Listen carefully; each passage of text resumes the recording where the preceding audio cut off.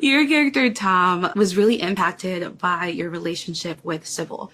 Talk a little bit about how Sybil's character and her presence impacted your character in this finale. Well, in the finale, I mean, like, ultimately the reason that I think Tom was so attracted to Sybil and why they fell in love was they were kindred spirits in the fact that they could see the change coming way further before anyone else. In this movie, he's always felt a sense of duty to continue her ethos of what she believed, and especially with their daughter together. Yeah.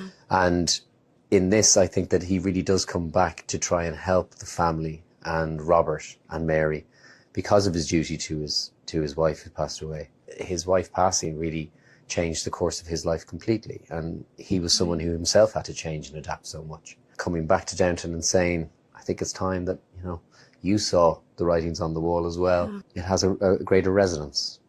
I love that. That's beautiful. With your character, Hugh, Robert was such a staple, an anchor in Downton Abbey. Is there a part of his journey you were surprised to see unfold? Oh gosh, I suppose, well, yes and no. I mean, there were in each season of the TV show, sometimes I was flabbergasted by how dim he appeared, having been quite smart by the season before. And I'd often say to Julian Fellows, what's happened to his emotional IQ? He seems to have, he can't see that his daughter's grieving, for instance. And he said, no, stick with it. You'll see by the end, it'll all make sense.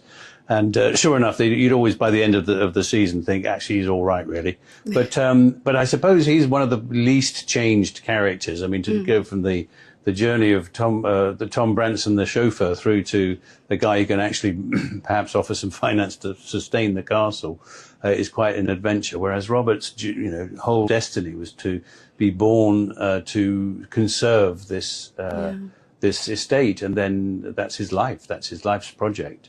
And here he is facing a sort of retirement that he wasn't prepared for. So he's slightly dragged kicking and screaming to hand over the keys. But with Tom and Lady Mary's help, he does.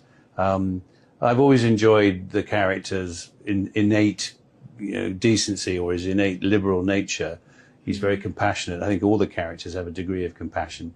But he's born into this very conservative world and rather envies characters like Lady Mary, who can go out there and be more individualistic, but he has to toe the line a bit.